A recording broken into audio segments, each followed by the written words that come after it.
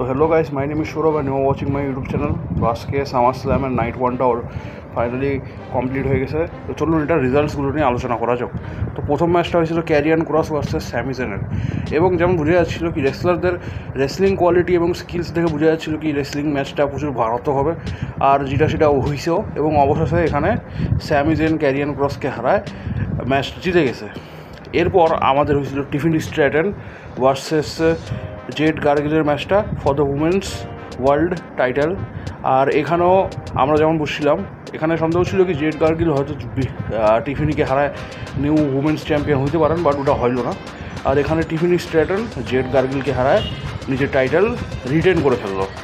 আর এরপর আমাদের এখানে হলো আরও একটা important match, Jelly Roll Randy Orton versus Drew McIntyre and Logan Paul. এবং এই ম্যাচে আমরা দেখাই পাচ্ছি কি জেলি রোল এবং র্যান্ডি অর্টন ম্যাচটা জিতে লোগান পল এবং ড্রু ম্যাকেন্টায়ারকে হারায় ম্যাচটা জিতে গেছেন।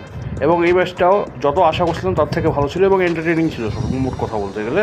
এবং এরপর আমাদের আরও একটা ম্যাচ আসে, যেটা একটা মেন কার্ডের একটা ম্যাচ, মানে সেমি মেন ইভেন্টও বলতে পারেন এটাকে।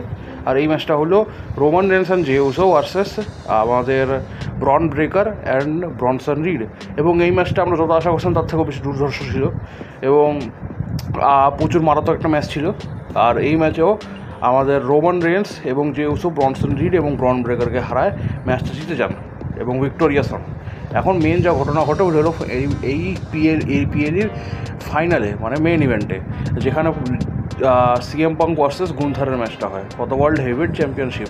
তো এখানে আমরা দেখতে পাচ্ছিলাম কি ম্যাচটা খুব মারাত্মক চলতেছিল এবং প্রচুর দুর্দান্ত রেসলিং আমরা এখানে দেখতে পাই। আর অবশেষে এই ম্যাচে মানে সিএম পাঙ্ক গুন্থারকে হারায় মানে হয়ে গেছেন আমাদের নিউ ওয়ার্ল্ড হেভিওয়েট চ্যাম্পিয়ন।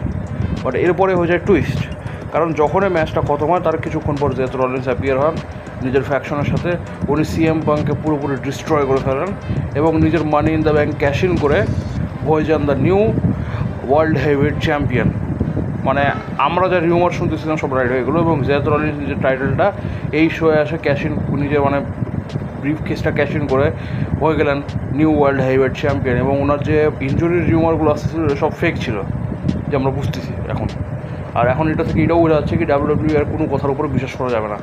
এত বড় একটা নি ইঞ্জারির ব্যাপারটা যদি ওরা ফেক করতে পারে তাহলে ওরা কিছু ফেক করতে পারে।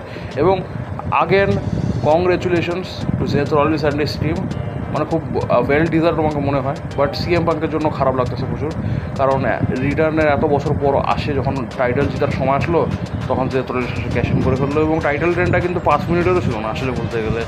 তো একদিক থেকে বলতে গেলে ড্রু ম্যাকেন্টায়ারের সাথে যেমন সিএম পাঙ্ক রেসলম্যানিয়া 14 করছিল নাইট ওয়ানে, তেমনই আজকে সিএম পাঙ্কের সাথে হয়ে গেলো, মানে ইনস্ট্যান্ট কার্মা হয়ে গেলো সিএম পাঙ্কের সাথে। তো এখন দেখি ফিউচার স্টোরিলাইনগুলো কেমন হবে, বাট আমাকে মনে হয় না কি সিএম পাঙ্ক জেথ রলিন্সকে এত সহজে ছাড়বে। তো দেখি ভবিষ্যতে কী হয়, বাট এখন তো কিছু বলা যাচ্ছে না। আমাকে মনে হয় এদের মধ্যে অ্যাটলিস্ট একটা আরও লাস্ট ম্যাচ তো হবেই এই স্টোরি লাইনের মধ্যেই। বাট দেখি কী হয়, জেথ রলিন্সের হাত থেকে তত সহজে আর টাইটেল যাবে না। তো দেখি, ভিডিওটা ভালো লাগে থাকলে চ্যানেলটাকে সাবস্ক্রাইব করে দেবেন, ভিডিওটাকে লাইক করে দেবেন। প্রতিদিন ভালো থাকুন, সুস্থ থাকুন, বাই।